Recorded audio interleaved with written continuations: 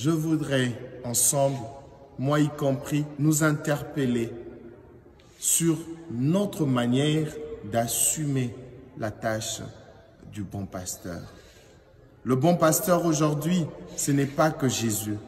Le bon pasteur aujourd'hui, c'est le parent pour leurs enfants. C'est l'époux pour son épouse, l'épouse pour son époux, le prêtre, le pasteur pour ses ouailles. Oui, frères et sœurs, l'aîné pour ce cadet. Tous nous pouvons jouer ce rôle du bon pasteur. Jésus nous a donné l'exemple, nous devons le suivre. Il m'arrive deux fois de me rendre dans certaines familles où quand vous entrez, papa est en difficulté de vous présenter tous ses enfants en ordre établi, en commençant par l'aîné jusqu'au cadet. Et généralement, ce sont toujours les mamans qui le font.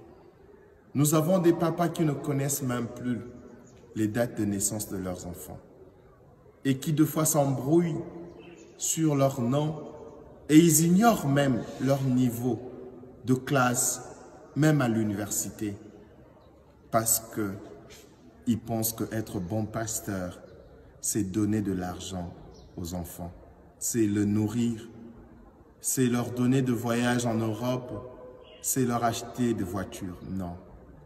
Jésus dit, je donne ma vie pour mes brebis. Chers parents, beaucoup de vos enfants souffrent de votre absence. Beaucoup de vos enfants souffrent de votre inattention. Ils ont besoin de vous, pas de ce que vous avez. Vous n'êtes pas parents parce que vous avez de l'argent. Vous êtes parents parce que Dieu vous a permis de donner la vie. Cessez, s'il vous plaît, de présenter à vos enfants vos avoirs et leur cacher votre être. Vos enfants ont besoin de votre être. Jésus ne nous a pas montré les avoirs.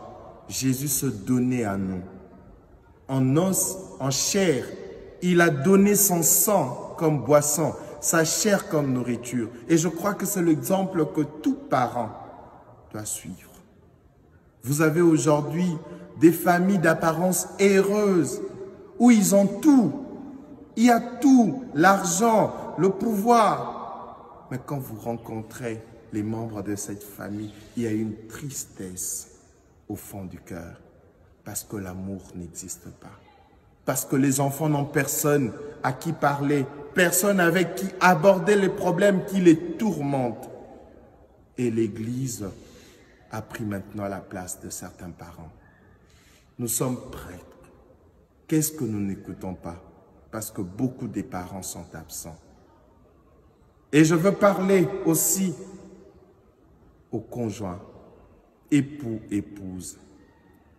Quand vous êtes époux d'une femme, de votre épouse, ne le soyez pas simplement en accomplissant vos tâches comme mari, en donnant de l'argent. Il y a des choses qui ne s'achètent pas.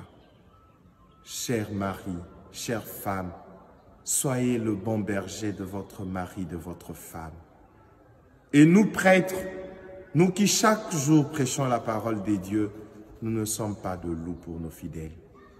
Arrêtons d'utiliser les fidèles pour nos propres besoins, pour nos propres désirs. Dieu nous a établis comme prêtres pour que nous prêchions la parole, pour que nous montrions le chemin et non pas pour que nous nous servions de nos fidèles pour assouvir notre faim. Que le Seigneur prenne en pitié tous ceux qui n'ont pas encore compris. Que le Seigneur nous pardonne et qu'il nous interpelle vivement pour que chacun revienne sur le bon chemin. Vous qui êtes autorité dans ce pays, autorité politique, administrative, militaire, vous avez une responsabilité. Vous êtes aussi des bons pasteurs.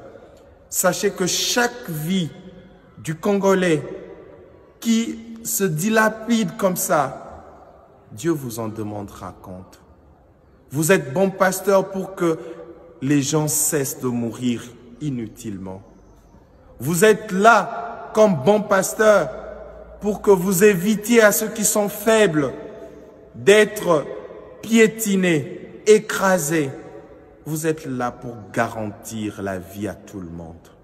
C'est pour cela que Dieu vous a donné cette parcelle d'autorité. Vous qui êtes chef militaire, ne prenez pas le plaisir à verser le sang. Le Seigneur attend de vous d'être un bon pasteur. Il vous en demandera compte. Vous qui gérez le pays sur le plan administratif, jusqu'à quand vous continuerez à multiplier de faux papiers? Jusqu'à quand les gens mourront de faim parce que vous mangez seuls l'argent du trésor public? Nous devons être tous de bons pasteurs. La souffrance continue parce que nous avons abandonné notre rôle du bon pasteur. Pour que notre pays se relève, chacun doit devenir le gardien de l'autre. Que le Seigneur bénisse la RDC, que le Seigneur bénisse notre Église, que le Seigneur vous bénisse. Amen.